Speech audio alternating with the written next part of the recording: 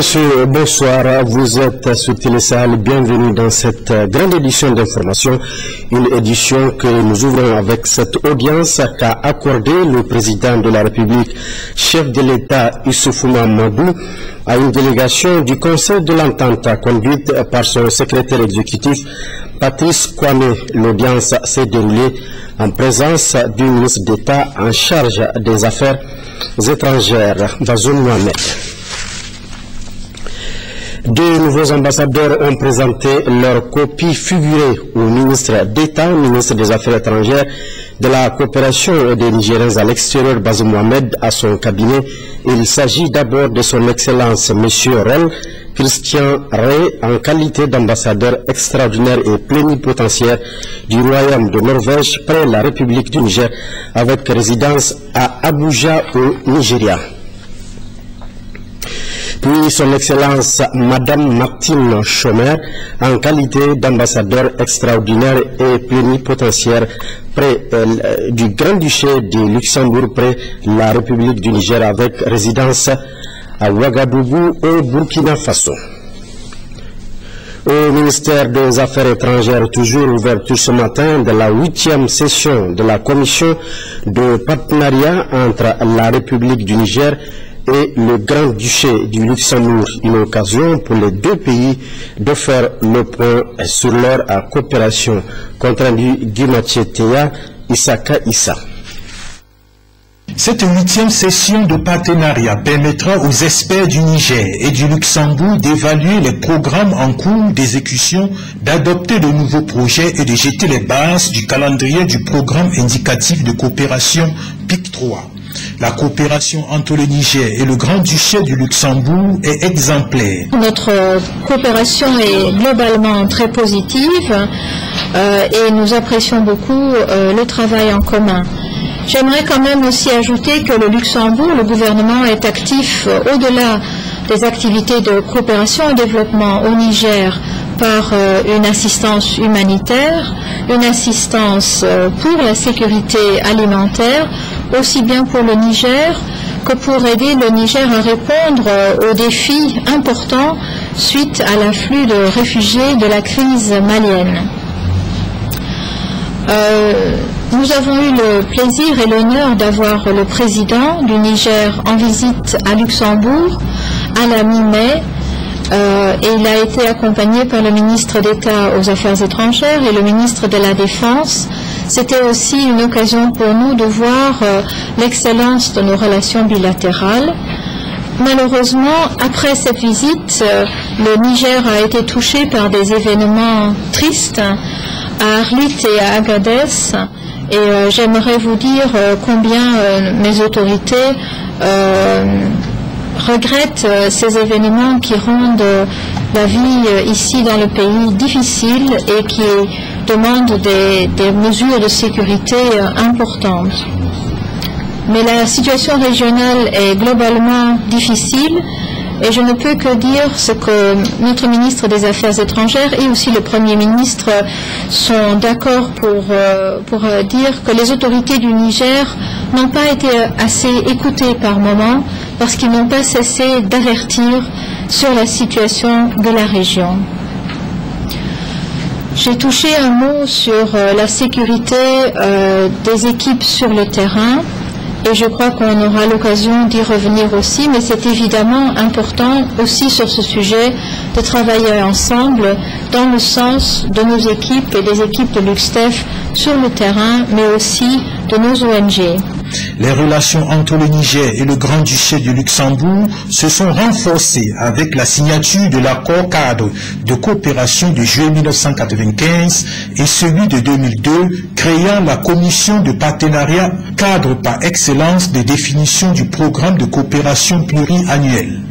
Ce partenariat s'est concrétisé par l'adoption du premier programme indicatif de coopération 2003-2007, puis par celle du PIC 2 2008-2012, faisant passer l'enveloppe financière de 20 millions d'euros pour le PIC 1 à 60 millions d'euros pour le PIC 2. Cela a permis à la coopération luxembourgeoise d'être active dans les secteurs de l'artisanat, du développement rural, de l'éducation de base, de la formation professionnelle et technique et de la sécurité alimentaire. Aussi, la 7e commission de partenariat nigéro-luxembourgeoise, tenue au Luxembourg le 4 décembre 2012, a été l'occasion pour nos deux pays de décider de la prolongation du PIC 2 pour 3 ans, donc pour la période 2013-2015, avec une augmentation de l'enveloppe de 10 millions d'euros. L'augmentation de l'enveloppe du PIC 2 aura permis l'extension des interventions du programme d'appui au plan décennal de développement de l'éducation dans la région de Dosso, notamment dans les départements de Loga, Tiberi et Douchi, ainsi que celle de la coopération luxembourgeoise aux régions de Zender et d'Ifa, à travers un appui au programme d'appui au secteur eau, hygiène et assainissement financé par le Danemark. Je voudrais saluer ici cette coopération déléguée qui est conforme à la déclaration de Paris. Le directeur général des relations bilatérales a enfin exprimé la volonté du gouvernement à tout mettre en œuvre pour que ce cadre de partenariat réponde aux attentes des deux pays. L'Office national d'édition et de presse, ONEP, qui édite les deux journaux gouvernementaux, à savoir le quotidien Le Sahel et l'hebdomadaire Le Sahel Dimanche, a lancé officiellement la rédaction en ligne de ces journaux. Ça s'est passé ce matin au siège de l'Office sous le haut patronage du ministre de la Communication et des Nouvelles Technologies de l'Information, en présence du responsable des programmes médias de l'Organisation internationale de la francophonie, OIF, qui a financé le projet. Hamsatou Mahamadou et Baroukoba.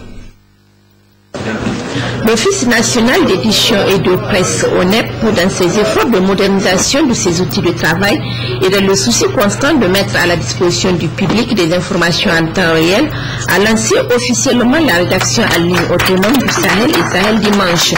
La mise en place de cet important outil de communication et l'aboutissement de la signature du protocole d'accord entre l'Organisation internationale de la francophonie OIF et l'ONEP portant sur un montant de 19 300 €. Il s'inscrit dans le cadre du projet d'appui à la presse francophone. L'objectif de la création des rédactions en ligne autonomes du Sahel et Sahel Dimanche vise à combler le vide que constitue le manque d'informations fiables sur notre pays sur la toile. Il est vrai que l'ONEP dispose déjà d'un site web, mais celui-ci n'est qu'une reprise du contenu du support papier de nos deux publications. L'ONEP a fourni un effort considérable sur fonds propres pour moderniser ses équipements et se mettre en présence de nouvelles technologies de l'information et de la communication.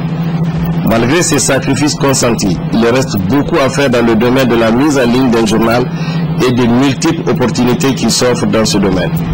Le responsable des programmes médias de l'OIF a à l'occasion félicité les responsables de l'ONEP pour leur sens d'innovation. Cette rédaction en ligne traduit la volonté des autorités de la 7e République, celle de faire des TIC des infrastructures utilitaires publiques fondamentales. Télé Sahel sur satellite. L'ONEP, avec ses journaux et d'autres journaux privés en ligne, cela prouve assurément que la presse nigérienne a pris le train de la modernité. N'oubliez pas aussi que ce nouveau produit, tout en étanchant une soif d'information au niveau de vos abonnés, permettra sûrement de générer des ressources supplémentaires pour l'Office.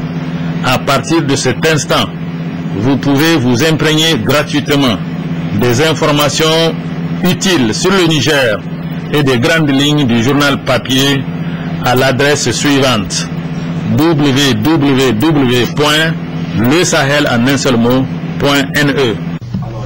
Après une brève présentation du site et du journal en ligne de l'ONEP, le responsable du programme média de l'OIF a, en compagnie des responsables de l'ONEP, visité les différents services de l'Office. L'actualité en ce jour 11 juillet 2013, c'est aussi la célébration de la journée mondiale de la population. Le lancement de l'édition 2013 a eu lieu ce matin à Zender sous le thème grossesse des adolescentes sous la présidence de la ministre en charge de la population, Dr Mekivi Kadidiatou Dandobi. Compte rendu Garba Maman Kabir et Fajibouka. Le 11 juillet de chaque année, le Niger s'associe à la communauté internationale pour célébrer la journée mondiale de la population qui, pour cette édition, le monde entier, à travers sa communauté, est amené à réfléchir sérieusement sur la grossesse des adolescentes. Un thème dont le choix est nullement fortuit, car s'agissant d'une préoccupation majeure qui se pose dans la société et qui met les adolescentes mariées ou non dans des situations sanitaires compliquées. Les grossesses d'adolescentes, a tenu à préciser la ministre de la Population, de la Promotion de la Femme et de la Protection de l'Enfant dans son discours de lancement, constitue à la fois un véritable problème de santé publique et de développement socio-économique et humain. Au Niger, la situation des adolescents constitue une préoccupation majeure. Les jeunes qui sont mariés très tôt et sont donc exposés à des grossesses précoces. La pertinence du thème n'est plus à démontrer. C'est pourquoi nous nous réjouissons de nous retrouver à Zambia, région pionnière de l'initiative d'école de Paris, dont la notoriété a fait écho sur l'ensemble des territoires de notre pays et même au-delà de nos frontières. Initiative qui contribue beaucoup à informer et sensibiliser les populations sur les problèmes de santé de la reproduction en général et de maternité à priorité particulier.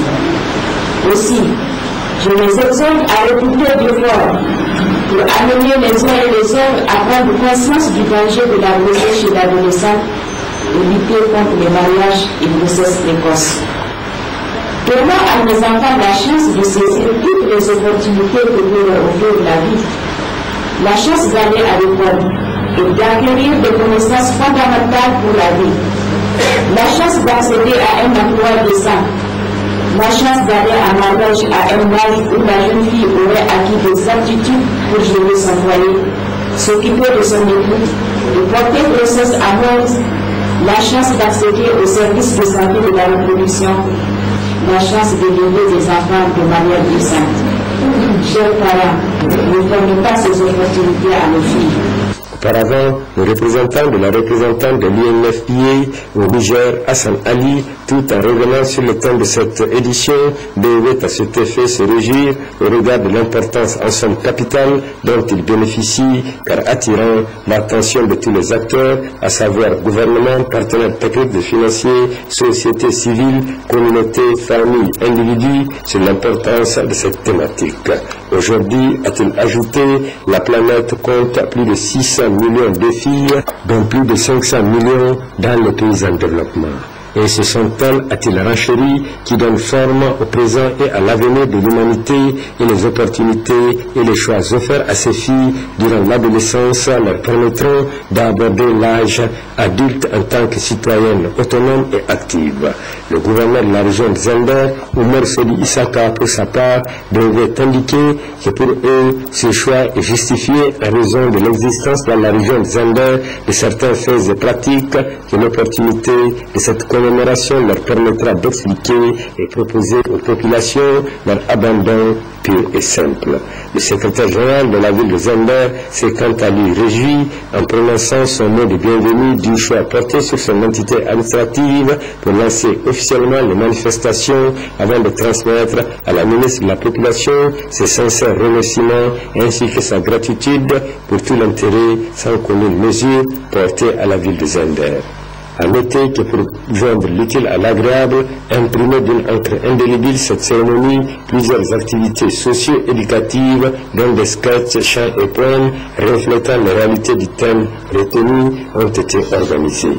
Mon savoir, la ministre de la Population, de la Promotion de la Femme, Dr Metsibi Kadidiatou, dans le cadre de la commémoration de cette journée, s'est rendue au centre d'insertion et de prise en charge des femmes fistuleuses pour leur magnifier tout son soutien avant de leur remettre un important lot d'articles comprenant 10 machines à coudre, 42 pièces d'attenfa, 46 bouteilles d'eau de Cologne, 50 moustiquaires et 10 cartons de savon La Vie Belle. Pour sa part, le ministre du Commerce et de la Promotion du secteur privé, Saleh Sedou, était en mission de travail hier à Lomé, au Togo, où il a été reçu en audience par le Premier ministre togolais. Le ministre Saleh Sedou, sur l'objet de son entretien avec le Premier ministre togolais. sommes porteurs d'un message de son Excellence Brigitte Raffini, Premier ministre du Niger. Message pour venir remettre au Premier ministre togolais des préoccupations des opérateurs économiques nigériens relatives à un certain nombre de problèmes, surtout d'accostage des bateaux au niveau du port de Lomé. Nous avons discuté avec le Premier ministre et nous allons aussi continuer encore à discuter avec les autres collègues ministres pour voir dans quelles conditions des facilités puissent être accordées en priorité aux opérateurs économiques nigériens. Surtout au Niger, nous sommes au mois de Ramadan et nous sommes aussi dans une période dite de soudure. Donc un retard peut être préjudiciable. C'est pourquoi nous sommes venus discuter avec les autorités togolaises pour voir dans quelles conditions ils peuvent accorder des priorités d'accostage au niveau des bateaux en transportant les produits nigériens. Mais en dehors des bateaux, nous avons discuté avec les autorités togolaises des préoccupations allant dans le sens du renforcement de la coopération commerciale entre le Niger et le Togo. Donc, nous sommes tous convaincus qu'il faut créer effectivement ce cadre de relations commerciales. Il faut créer effectivement ce cadre de renforcer effectivement cette relation bilatérale. Et le Premier ministre a donné des instructions fermes pour que priorité soit accordée. Non seulement au premier point que je viens d'évoquer, l'accostage du bateau, mais aussi pour qu'ensemble, avec les autres collègues ministres, nous voyons dans quelles conditions nous allons créer le cadre de relations commerciales entre le Togo et le Niger. Une dernière question, vous avez parlé de relations commerciales entre le Togo et le Niger. Dans quel état se trouve cette coopération aujourd'hui? La coopération elle est très bonne. Vous savez, effectivement, nous partageons deux espaces communautaires extrêmement importants, l'UNOA et la CEDEAO. Et nous sommes aussi liés par les règles de l'OMC, l'Organisation mondiale du commerce. Mais je pense qu'au-delà de ces espaces, il faut quand même voir dans quelles conditions on peut créer et pourquoi pas un cadre bilatéral. Ça permettra de renforcer davantage effectivement nos relations commerciales. Plusieurs trophées remportés par le Niger à la course hippique du Grand Prix du président de la République fédérale du Nigeria, Goodluck Jonathan, qui a eu lieu à Birnin-Kebbi au Nigeria. Ces trophées ont été présentés ce matin au ministre de la Jeunesse, des Sports et de la Culture, Hassan Kounou. Pascal Sessou-Gauthier, Mamadou Adam. Classé premier après le Nigeria et le Tchad lors de la course internationale du Grand Prix du président de la République fédérale du Nigeria, Goodluck Jonathan, qui s'est déroulé du 25 juin au 7 juillet dernier, les chevaux nigériens se sont imposés par la plus belle manière face à leur challenger en glanant la majorité des trophées mis en jeu. C'est en cette circonstance que la FENISEC, la Fédération nigérienne des sports esquettes, a tenu à présenter au ministre de la Jeunesse, des Sports et de la Culture, Hassan Kounou, la moisson glanée en terre nigériane. Une manière de lui témoigner la confiance et la considération portée sur leur entité. De 5 véhicules qui ont été mis en jeu, le Niger a remporté les 3. Dans Sokoto, Nigeria, un véhicule, Kebbi, un véhicule. Bon, cependant, le Niger a remporté encore 10 motos, des 18 motos mis en jeu. Et une somme importante d'environ 10 millions de francs CFA, qui est toujours revenu à l'équipe, à la FENISEC, à la Fédération nigérienne des sports équestres. Donc on est venu présenter à son Excellence, Monsieur le ministre de la Jeunesse et des Sports, son Excellence Monsieur Hassan Kounou, vraiment que notre pivot, s'il faut l'appeler comme ça, parce que tout cet effort, vraiment c'est grâce à lui. Parce que depuis qu'il est à la tête de ce ministère, à la FENISEC, elle ne fait que remporter partout où elle part dans les courses. Hassan Kounou s'est estimé heureux et a salué pour sa part ce geste porté à sa personne. Au nom du ministère de la Jeunesse et de la Culture, il a félicité la FENISEC pour le travail entrepris au sein de cette fédération. Une fédération avec laquelle il faut compter, a-t-il poursuivi. Je suis vraiment très honoré par ce déplacement que vous venez d'effectuer à ce ministère pour nous montrer la moisson que vous avez pu faire lors de la grande course, le prix du président nigérian. Et c'est avec plaisir que je constate que vous avez obtenu beaucoup de récompenses. Une fédération qui elle-même bouge avant même l'intervention du ministère. Nous vous aidons certes, mais vous êtes vous-même assis sur vos deux pieds et vous marchez à merveille. Vous êtes en train d'améliorer la race chevaline. Vous êtes en train de montrer qu'au Niger, nous sommes un peuple qui culturellement est très proche du cheval. Aujourd'hui, plus que jamais, la Fédération nigérienne des sports équestres n'attend pas s'arrêter là. Elle envisage de continuer à travailler davantage dans cette lancée, afin que les chevaux nigériens s'illustrent sur l'échiquier continental, voire international. La revue semestrielle des plans d'action annuels 2012 et de l'évaluation interne à mi-parcours du plan de développement sanitaire 2011 à 2015 du niveau central ont pris fin hier après-midi au centre culturel Amir Sultan de Niamey. C'est le secrétaire général du ministère de la Santé publique qui a procédé à la clôture des travaux. Pour plus de détails, suivons ce compte rendu de nos reporters Mamadou Adamou, Maria Modako. Après 6 jours de débats fructueux ayant permis aux 52 structures centrales du ministère de la Santé publique de faire le bilan de l'exécution de leur plan d'action annuel au titre du premier semestre et de faire une évaluation interne à mi-parcours de la mise en œuvre du plan de développement sanitaire PDS 2011-2015, d'importantes recommandations ont été formulées par les participants. Prendre en compte les questions liées à la sécurité du patient, à l'éthique et la déontologie dans le système de santé, à la référence et la contre-référence, à la promotion de la santé, à la prévention et gestion des risques des catastrophes et à la couverture universelle en santé. Répartir de manière équitable les agents de santé entre les milieux urbains et ruraux, d'une part, et dépolitiser la gestion des ressources humaines, d'autre part.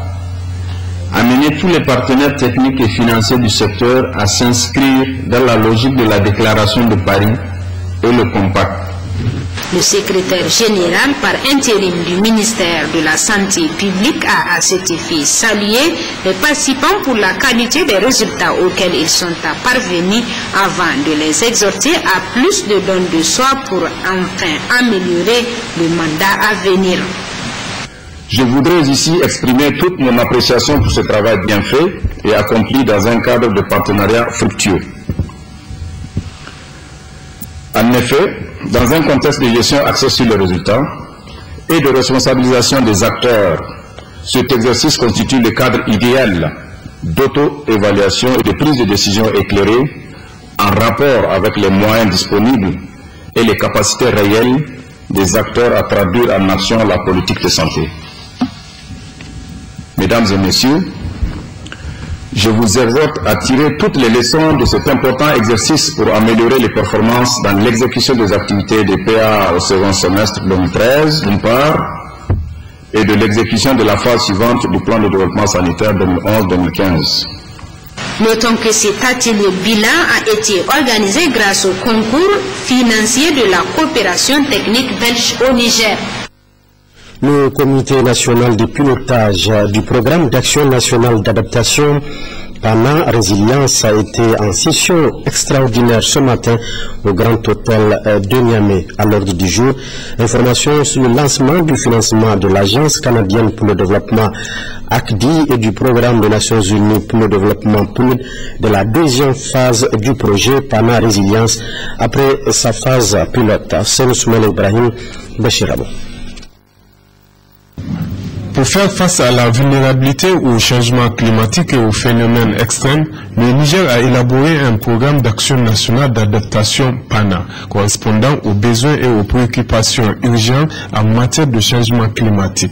Il est plus connu sous le nom de projet PANA Résilience, dont les activités ont démarré en 2010 dans 8 communes pilotes du pays sous financement FEM, LCDF et du PNUD. La phase pilote de ce projet a été concluante et c'est pourquoi il bénéficie aujourd'hui de ce financement complémentaire. Ce financement additionnel du Canada permettra donc d'améliorer davantage la disponibilité des intrants agricoles et de l'eau dans le but d'accroître la résilience des communautés face à un climat devenu de plus en plus variable et sec. Il permettra également de mettre à la disposition des producteurs et des services techniques des outils pratiques sur la gestion des risques climatiques, ainsi que des connaissances et informations climatiques pour guider les processus d'intégration des risques du changement climatique et des options d'adaptation dans les plans de développement agricole. Fruit d'un solide partenariat entre l'Agence canadienne de développement international, le PNUD et l'État du Niger, selon le directeur de cabinet du Premier ministre, ce projet apportera un soutien décisif à nos populations, totalement engagées dans la lutte contre les effets du changement climatique. Je réaffirme ici l'engagement du gouvernement à poursuivre ce partenariat avec la même détermination, en vue de créer une forte synergie d'action pour faire face avec efficacité aux défis des changements climatiques aux dimensions planétaires qui nécessitent, vous en doutez, des réponses concertées de la communauté internationale. Avant de terminer, je voudrais réitérer la haute appréciation du gouvernement à l'endroit de l'Agence de coopération pour le développement international et du programme des Nations Unies pour le développement pour leur appui inestimable, ainsi qu'à tous nos partenaires techniques et financiers pour leur accompagnement constant dans la réalisation du programme de renaissance du Niger. Le projet PANA Résilience est financé à hauteur de 2,4 millions de dollars par l'Agence canadienne de développement international et sera exécuté sur 4 ans. Le Fonds des Nations Unies pour la population et l'ONG Oxfam organisent depuis ce matin à Niamey un atelier sur les violences basées sur le genre à l'intention des policiers. L'ouverture officielle de cette session de formation a été présidée par le directeur de l'École nationale de la police, Amadou Sebou. Compte rendu, Salif Garba, Gérard Abdelaziz. Le FNIAP et Oxfam collaborent depuis ce matin pour dispenser une formation à l'intention des policiers sur le travail social et la collecte de données sur les violences basées sur le genre VBG. L'objectif essentiel poursuivi par ces deux institutions est le renforcement des capacités de cette frange des forces de défense et de sécurité FDS qui fait le plus face à des situations de VBG. C'est de permettre à la police, d'avoir les instruments et les outils pour collecter les données liées aux victimes de violences, parce que quand il y a des cas de victimes, les premières personnes en contact c'est la police qui doit les orienter ou vers la justice ou vers la santé, etc., etc. Donc on veut les outiller pour leur permettre de mieux jouer leur rôle, pour permettre aux victimes d'être dans leurs droits. Le directeur de l'École nationale de la police, qui a présenté sa gratitude au FNIAP et à Oxfam, a indiqué que cette formation vient en complément aux efforts déjà consentis dans ce sens par les autorités. Grâce à l'effort de nos autorités, une brigade ou une section de mineurs a été mise en place qui travaille depuis, je crois, plusieurs années. Ces brigades-là ont été formées uniquement pour que les gens soient pris en considération dans nos activités quotidiennes. Et ils viennent de le dire que généralement quand les femmes ont des problèmes aussi bien dans leur foyer qu'à l'extérieur de leur foyer, elles font recours à la police nationale. Et c'est par votre accueil, par votre méthode de les recevoir, de votre méthode de gérer les situations dans lesquelles elles se trouvent, qui constitue le respect, ou disons qui constitue les valeurs sur lesquelles le Niger sera apprécié par rapport à ces engagements internationaux. Cette rencontre sur les violences basées sur le genre VBG va durer 3 jours, durant lesquels le rôle du policier, les VBG et la collecte de données seront largement abordés. Une évaluation mettra fin à la formation. Ouverture ce matin à Niamey des travaux de la revue à mi-parcours du programme annuel et budget de l'Association nigérienne pour le bien-être familial ANBF. Cette revue aura à examiner le bilan des réalisations des 6 premiers mois de l'année en cours et à faire des projections pour l'année à venir. Mojamila Moudachirou, Adiza Amire.